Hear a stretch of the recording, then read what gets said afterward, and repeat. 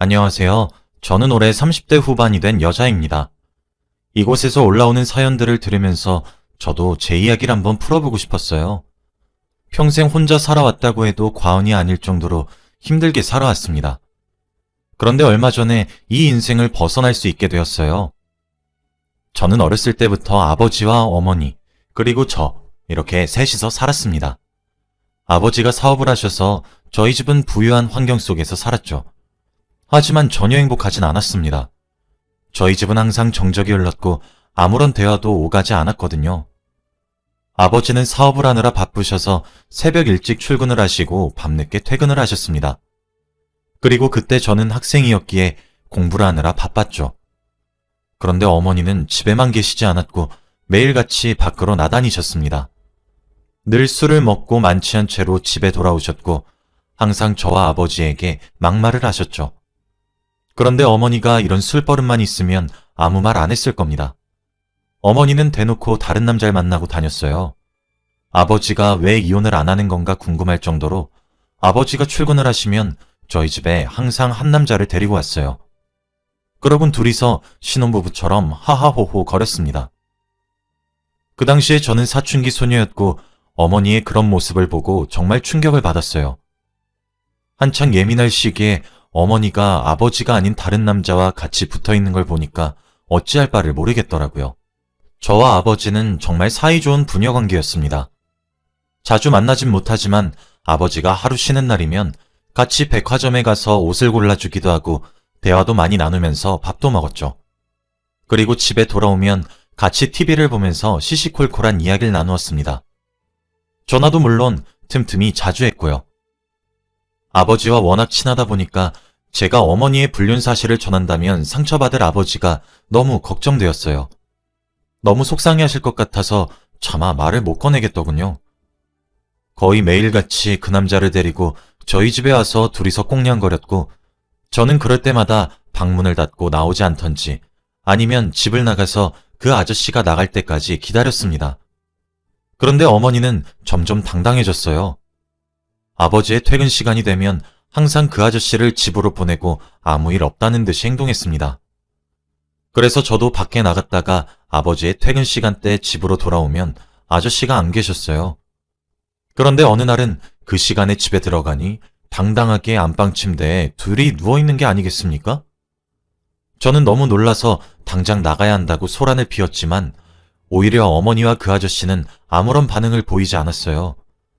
둘이서 아주 천천히 나갈 채비를 하고 있었고 저는 아버지가 들어오실까봐 긴장을 하고 있었는데 그때 현관문 비밀번호를 누르는 소리가 들렸습니다. 저는 기겁을 하고 몸이 돌처럼 굳어져 버렸죠. 아버지는 문을 열고 들어왔고 안방 안에 있는 저희 셋을 보고야 말았습니다.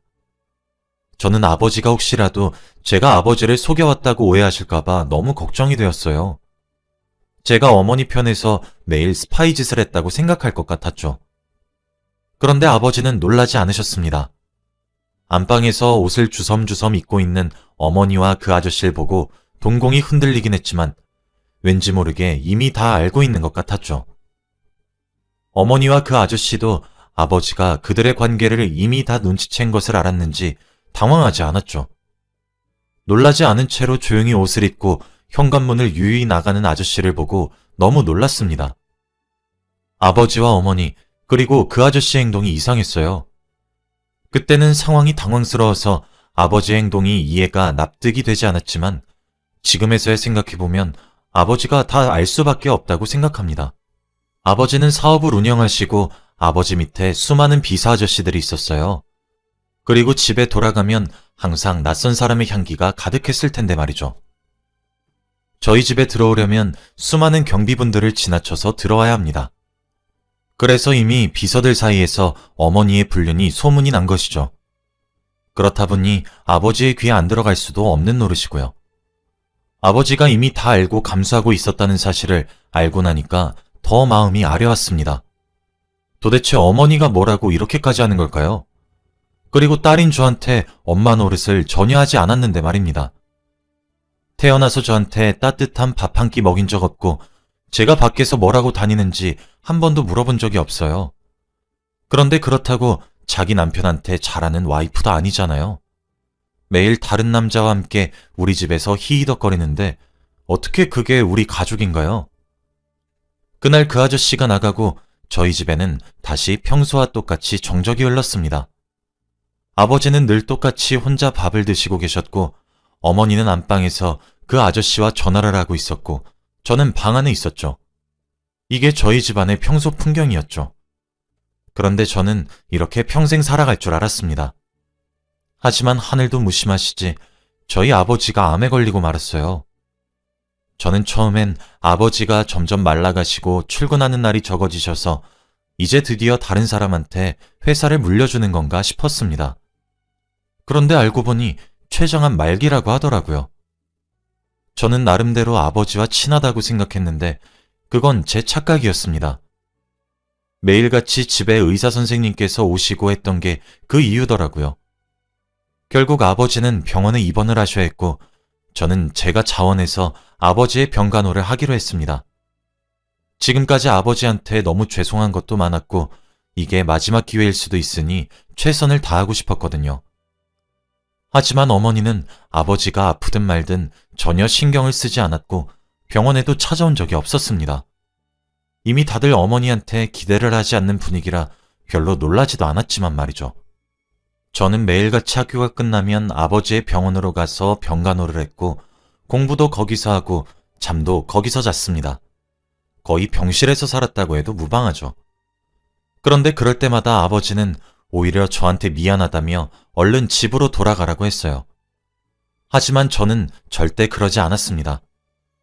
가끔씩 짐을 챙기러 집으로 가면 병원에서 입을 옷을 챙기는 저보고 어머니는 아이고 부녀간 게 절절해서 눈물이 다 난다 라며 비꼬면서 말을 했고 저희 집에는 아주 그 아저씨가 안방을 차지하셨거든요. 차라리 그런 집에서 사는 것보다는 병실에서 편안하게 사는 게 더 좋았습니다. 그런데 아버지는 오랜 항암 치료에도 불구하고 결국 돌아가시고 말았어요. 의사 선생님께서도 거의 가능성이 없다고 했고 살 수 있는 날이 얼마 안 된다고 했을 때부터 저는 예상하고 있었습니다. 매일같이 머릿속으로 아버지가 돌아가실 것을 예상하면서 시뮬레이션을 돌려도 막상 현실이 됐을 때는 다 필요 없더군요. 머릿속으로는 아버지의 장례식장을 수없이 떠올렸지만 현실이 되니 눈물만 났습니다. 하루 종일 울어버려서 자주 쓰러지다 일어나다를 반복했어요. 그런데 거기다 대고 어머니는 장례식장에 와서 아버지의 사망신고와 사망보험금 얘기만 하셨습니다. 하지만 아버지 비서가 어머니한테 다 말해줄 리 있나요? 솔직히 마음 한켠에는 설마 아버지가 어머니한테 자신의 재산을 다 상속시켜 놓고 갔으면 어떡하나 걱정했습니다. 그런데 정말 다행스럽게도 아버지는 자신의 재산의 일부분을 사회에 환원했고 나머지는 저한테 남겨주셨어요. 어머니는 화를 미친 듯이 내셨지만 아버지가 어머니한테 남긴 건 사망보험금 뿐이었습니다. 아버지 재산에 비하면 턱없이 작은 액수긴 했지만 그렇다고 너무 작은 것도 아니었어요. 그리고 지금 살고 있는 집도 남겨주셨죠. 그것도 어머니한테는 너무 과분하지만 어머니는 만족하지 않으셨습니다. 아버지가 저한테 남기신 조그마한 재산을 탐내셨죠. 하지만 제가 상속받은 건 어떻게 쓸 수 있겠나요? 저는 한 푼도 쓰지 않았습니다. 그리고 저는 장례식이 끝나고 집으로 돌아왔어요. 그런데 집의 풍경이 조금 달라 있었습니다. 인테리어도 어머니 스타일도 다 바뀌어 있었고 빈방에는 물건이 들어와 있더라고요. 혹시나 누군가 우리 집에 들어오나 싶어 당황해하고 있을 무렵 그때 현관문이 열리는 소리가 들렸습니다. 그런데 바로 어머니와 불륜을 저질렀던 그 아저씨가 들어왔어요. 그리고 뒤에는 한 여자아이가 들어왔습니다. 저와 비슷한 또래로 보이더라고요. 그러면서 거실에 있는 저한테 다가왔고 어머니는 저에게 야, 너 인사해. 이제부터 네 새아빠고 얘는 네 새동생이야. 이름은 김민영이고 라고 하더라고요. 알고 보니 아저씨의 딸이었습니다. 아버지가 돌아가신 지 일주일도 채 되지 않았는데 어머니는 벌써 그 아저씨와 재혼을 했어요. 저는 아직도 아버지가 살아계신 것 같고 곁에 안 계시다는 게 전혀 실감이 나지 않았는데 어떻게 이럴 수 있죠? 정말 피도 눈물도 없는 악마인 줄 알았습니다. 저는 민영이란 여자애가 저에게 악수를 건넸고 저는 화가 나서 무시한 채 방으로 들어가 문을 쾅 닫았어요. 어머니는 방문을 두드리면서 야, 너 미쳤어? 네가 뭔데 그렇게 성질을 내?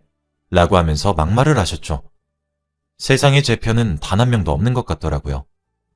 이불 안에 들어가서 그날 하루 종일 펑펑 울었습니다. 아버지가 너무 보고 싶고 그리웠어요. 그런데 그들은 아버지라는 존재를 처음부터 몰랐던 사람들처럼 아주 행복해 보였습니다. 오히려 어머니는 친딸인 저보다 민영이를 더 아꼈죠. 매일 저 빼고 셋이서 같이 하하호호 하며 식탁에서 밥을 다 같이 먹더라고요. 아버지가 살아계셨을 때는 한 번도 저희 가족이 다 같이 밥을 먹어본 적이 없습니다. 그런데 어머니는 진정한 가족은 저희가 아니었던 건지 민영이와 아저씨와 행복하게 밥을 먹더군요. 세상에서 버려진 기분이 들었고 집에서 당장 나가고 싶었어요. 매일같이 집에 들어가면 셋은 똘똘 뭉쳐서 하루 종일 같이 다녔거든요. TV도 같이 보고 야식도 매일 같이 먹고 여행도 셋이서만 다녔습니다. 저는 안중에도 없었어요. 솔직히 어머니한테 실망도 하지 않았습니다. 원래부터 그런 사람이었고 모성애 따위는 없는 사람이었거든요. 기대를 한 적이 없으니 실망도 하지 않았습니다. 저는 매일 집에 들어오기 싫었고 항상 밤늦게 집에 들어갔어요. 그리고 생각했습니다. 무조건 이 집에서 최대한 빨리 나가야겠다고 말이죠.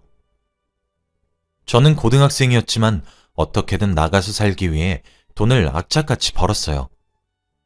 학교가 끝나면 학원을 가는 게 아니라 편의점 아르바이트를 했고 주말에는 아침부터 밤까지 식당 일을 했죠.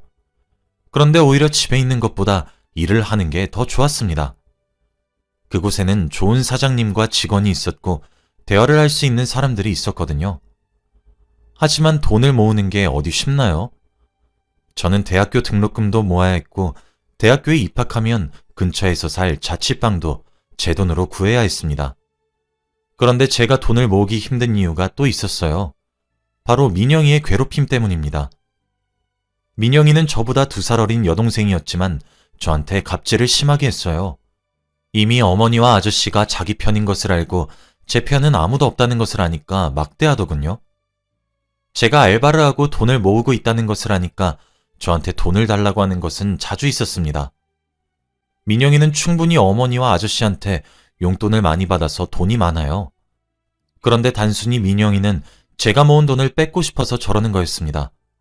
제가 안 된다고 하면 민영이는 바로 어머니에게 달려가서 다 일러 바쳐요. 그리고 전 꾸중을 들으면서 돈을 줘야 했습니다.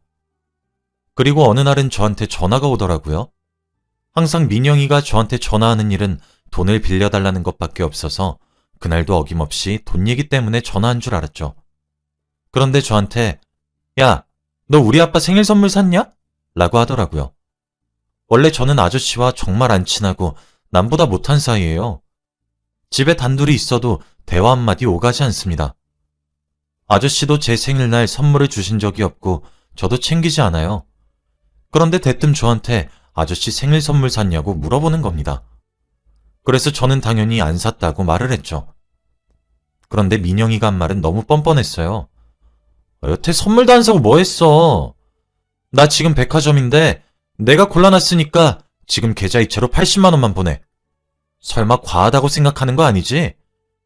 우리 집에서 얹혀 살면서 돈 한 푼도 안 내면 이 정도는 해야지. 돈 벌어서 어디다 쓰려고. 집에서 나갈 생각이나 하지 말고 엄마 아빠한테 효도나 해. 민영이는 저에게 이런 말을 내뱉었고 저는 몸속에서 화가 미친 듯이 치밀어 올랐습니다. 제가 저희 집에서 얹혀 산다뇨. 저희 집에 굴러들어온 건 민영이와 아저씨잖아요. 그런데 저한테 효도를 하라느니 얹혀 살면서 돈 한 푼을 내라느니 정말 어이가 없었습니다. 저한테 무슨 돈을 맡겨놓은 사람처럼 행동하잖아요. 지금까지 저는 그 집에서 살면서 단 한 번도 화를 낸 적이 없습니다. 제가 자존심이 또 있어서 화를 내면 민영이가 자신의 말이 저한테 상처가 되었다고 생각할 것 같았거든요. 상처를 받았다는 것을 티를 내고 싶지 않았습니다. 민영이가 하는 말이 저한테 아무런 소용이 없다는 듯이 행동하고 싶었죠. 제 행동을 보고 많이 답답하다고 생각할 수도 있겠지만 그때의 저는 고등학생이었고 2살 어린 여자애한테 기죽기 싫었어요. 제 자존심만이라도 지키고 싶었습니다. 그런데 그날은 왠지 모르게 화가 미친 듯이 났고 저는 처음으로 화를 냈어요. 지금까지 참아왔던 게 한 번에 터진 건지 집으로 가자마자 민영이에게 성큼성큼 다가가서 머리채를 잡았습니다. 거실에서 하하호호 웃고 떠들 때 저는 민영이 머리채를 잡아서 뒤로 젖혔고 그리고 쌍욕을 내뱉었죠. 지금까지 매일매일을 지옥 속에서 사는 듯이 살아왔었습니다. 하지만 이제는 도저히 참을 수 없었고 저보다 나이도 어린 민영이에게 잡혀 살고 싶지 않았어요. 그런데 제가 민영이를 붙잡고 욕을 하니 누군가 제 뺨을 찰싹 하고 때리는 겁니다. 저는 생애 처음 맞아보는 뺨따기에 너무 놀라서 누군지 바라보니 바로 어머니였죠. 어머니는 저에게 뺨을 때리고 놀라지도 않으시며 너 당장 이 집에서 나가! 라고 하시더라고요. 애초부터 어머니의 딸은 제가 아니라 민영이었나 봅니다. 제가 과연 핏줄이 맞긴 한 걸까요? 민영이는 울면서 어머니에게 달려가 안겼고 저는 뺨이 붉어진 채로 짐가방을 대충 싸고 집에서 나갔습니다. 그리고 지금까지 벌어온 돈으로 제가 입학할 대학교 근처에 아주 허름한 자취방을 구했죠. 한 번도 가난하게 살아본 적이 없는데 그때 생애 처음으로 가난이란 것을 알게 되었어요. 그런데 집에서 부유하게 살았을 때보다 심적으로 편했고 오히려 홀가분했습니다. 저는 그곳에서 아르바이트를 새로 구해서 돈을 벌었고 등록금도 제가 스스로 대출을 받아 들어갔어요. 학교에 들어가서 많은 사람들을 만나고 친해지니 가족들 생각은 하나도 안 나더군요. 그리고 가족들은 저에게 연락 한 통 오지 않았습니다. 제가 나간 게 오히려 더 좋았겠죠. 그렇게 10년이 넘는 시간이 지났습니다. 그동안 친구들이 가정환경에 대해 물어보면 처음부터 고아원에서 태어나 자라서 부모님을 모른다고 말했어요. 그렇게 말하면 친구들은 아무것도 저에게 물어보지 않았습니다. 저는 30대가 되었고 결혼도 했어요. 정말 좋은 남편을 만났습니다. 남편도 제가 가족이 있는 줄 몰라요. 이미 가족관계 증명서에는 저밖에 없었고 결혼식도 올리지 않은 채로 결혼했기에 혼주석은 필요 없었습니다. 제가 고아라고 알고 있는 시부모님도 저를 너무 아껴주셨고 이런 과분한 사랑을 받아도 되는 걸까 싶을 정도로 딸처럼 대해주셨어요. 남편은 지방에서 일을 하고 있어서 저희는 주말 부부예요. 매주 집으로 오는 경우도 있고 한 달에 한 번 집으로 오는 날도 있었습니다. 결혼한 지 몇 년이 지났지만 아직까지 저희는 만나면 신혼부부 같아요. 저는 직장을 다니면서 서울에 있는 신혼집에서 살고 있었고 남편은 지방에 있는 회사를 다니고 있었죠. 그날도 여느 때와 다름없이 퇴근을 하고 집에 돌아왔습니다. 저는 항상 집에 혼자 남아 남편과 영상통화라든지 아니면 피곤해서 바로 잠이 들어요. 그런데 그날 누군가 저희 집 초인종을 누르더라고요. 시부모님은 항상 오실 때 연락을 주시고 오셨고 그때는 너무 늦은 시간이라 올 사람이 없었습니다. 인터폰으로 밖을 봐도 아무도 없었죠. 저는 누군가 싶어서 현관문을 열었는데 정말 뜻밖의 인물이었습니다. 10년 전 저와 인연을 끊었던 어머니와 민영이가 있었거든요. 둘은 거짓골로 저희 집 앞에 서 있었고 현관문을 열고 제 얼굴을 보자마자 저희 집으로 들이닥쳤습니다. 제가 이미 정신을 차렸을 땐 그들은 저희 집 소파에 앉아서 쉬고 있었고 너무 당황스러워서 말문이 턱 막혔죠. 10년 만에 보는 사람한테 무슨 민폐입니까? 저는 당장 나가라고 말을 했지만 그들은 제 말을 들을 리가 있나요? 자기네들끼리 저희 집 빈방을 이리저리 둘러보면서 싸운 짐을 풀고 있었습니다. 제가 경찰에 신고하겠다고 난리를 피웠지만 한 귀로 듣고 한 귀로 흘리고 있었죠. 그러면서 집이 없다고 합니다. 결국 빈털터리가 돼서 집을 팔았다고 하더라고요. 그래서 제가 이곳에서 산다는 것을 알고 왔다고 합니다. 어떻게 이렇게 양심이 없는 걸까요? 그래도 너무 늦은 시간이니까 딱 그날 하루만 재우려고 했습니다. 다음날 아침에 나가지 않으면 바로 경찰을 부르겠다고 못을 박았고 그들도 그렇게 하겠다고 했기에 저는 잠에 청했죠. 그런데 그 사람들이 나갈 사람일까요? 절대 나가지 않았습니다. 막무가내로 하루만, 이번 주만 이라고 하면서 마음대로 기간을 늘렸죠. 저는 출근 준비로 바빠서 허둥지둥하고 있으면 그들은 잠을 자고 있었습니다. 제가 없는 동안 저희 집에 귀한 물건이 없어지면 어떡하나 싶어서 귀중품들은 다 가지고 출근했어요. 그리고 퇴근하면 꼭 내쫓겠다는 생각으로 집을 나섰죠. 남편한테 말하고 싶었지만 남편이 걱정할 것이고 제가 고아라고 알고 있어서 자신을 속였다는 것을 알면 화를 낼 것 같아 아무 말도 하지 못했습니다. 그리고 며칠 뒤면 남편이 집에 돌아오는 날이기에 당장이라도 민영이와 어머니를 빼내야 했죠. 일하는 내내 그 생각만 머리에 가득해서 일에 집중이 되지 않았습니다. 상사분들도 이런 적이 없었던 제가 고민거리가 있는 것 같으니 조퇴를 하라고 하더라고요. 그리고 저는 감사하다는 말을 남긴 채 집으로 돌아갔습니다. 그런데 집으로 돌아가니 아주 난장판이더라고요. 둘이서 제 옷장을 마구 뒤적이면서 패션쇼를 하고 있었습니다. 자기네들은 이걸 입겠네 저걸 입겠네 하며 제 화장품도 맘대로 쓰고 있었죠. 제가 어젯밤에 그들을 내쫓아야 했습니다. 경찰을 불러서라도 저희 집에 들이면 안 됐었어요. 그런데 제가 집으로 와서 그들을 보고 놀라도 미안하다는 말 한마디 안 하더라고요. 그러면서 저한테 야, 나 이거 써도 되지? 나 네 동생이잖아. 10년 동안 나한테 못해준 거 이걸로 갚는다고 퉁쳐. 라고 뻔뻔하게 말하더군요. 정말 화가 미친 듯이 났습니다.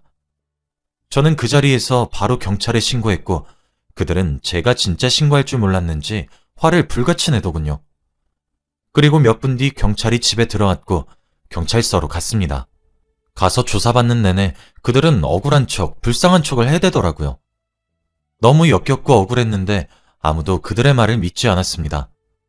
그리고 경찰이 저에게 제 보호자인 남편에게 방금 전화를 했으니 금방 올 거라고 합니다.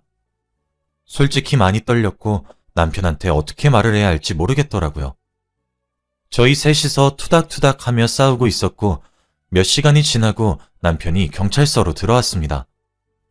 이미 경찰에게 상황을 다 들은 건지 저를 보고 아무 말도 하지 않더라고요. 그런데 남편의 얼굴을 보자마자 눈물이 나는 겁니다. 원래 잘 울지 않는 성격이기도 하고 눈물이 없는 편이라 남편은 제가 잘 울지 않는다는 걸 알아요. 그런데 갑자기 제가 대성통곡하면서 우니까 경찰서에는 정적이 흘렀습니다. 그리고 저는 남편에게 미안하다고 사과를 하며 지금까지 어머니와 민영이가 어떻게 했는지 다 설명했죠.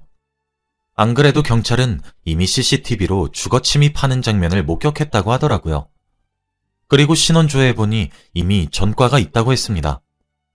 다행히도 저에게 유리한 쪽으로 흘러갔고 저는 합의 따위는 절대 해주지 않겠다고 했죠. 어머니와 민영이는 그제서야 미안하다고 사과를 했지만 저는 받아주지 않았습니다. 그들은 안중에도 없었고 제 머릿속에는 오로지 남편에게 미안하다는 생각밖에 없었거든요. 우선 남편과 둘이서 집에 돌아와 설명을 했습니다. 제가 어렸을 때 어떻게 살았고 어머니가 아버지한테 어떻게 했는지 전부 다 말이죠. 그러면서 남편은 혼자 곰곰이 생각하더라고요. 남편이 이혼까지 염려해 두고 있다고 예상했습니다. 그런데 제 예상과 다르게 남편은 저를 꼭 안아주며 위로를 해주는 게 아니겠습니까? 그러면서 저에게 이제 지방에서 일하지 않을 테니 같이 살자고 했어요. 정말 기쁘고 행복했습니다. 제가 이 사람을 만나기 위해 지금까지 힘들었던 것 같았거든요. 제 마음을 다 이해해주고 헤아려주는 사람은 남편밖에 없었습니다. 다행히 남편은 서울에 한 자리가 비어서 일이 조금 힘들어지긴 했지만 서울로 돌아와 신혼집에서 같이 살게 되었어요. 저희도 너무 좋았고 시부모님도 너무 기뻐하십니다. 그리고 민영이와 어머니는 합의를 절대 해주지 않았고 전과자라는 게 걸려서 감옥으로 들어갔어요. 그들은 변호사를 선임할 비용도 없었기에 아무것도 하지 못했죠. 세상에서 그들이 없어지니까 정말 행복하더라고요. 왜 진작에 어머니와 민영이가 집에 들어왔을 때 내쫓지 못했는지 돌이켜보면 아마 제가 조금의 반가움은 있었던 것 같습니다. 10년 만이어서 그랬던 것 같아요. 그런데 역시나 사람 쉽게 변하지 않습니다. 예전보다 더 나빠지면 나빠졌지 착해지진 않더라고요. 여러분도 사람 쉽게 믿지 마시고 가족이라고 인연 못 끊는 거 아닙니다. 저처럼 호되게 당하지 마시고 미리 끊어내세요. 제 이야기는 여기까지입니다. 들어주셔서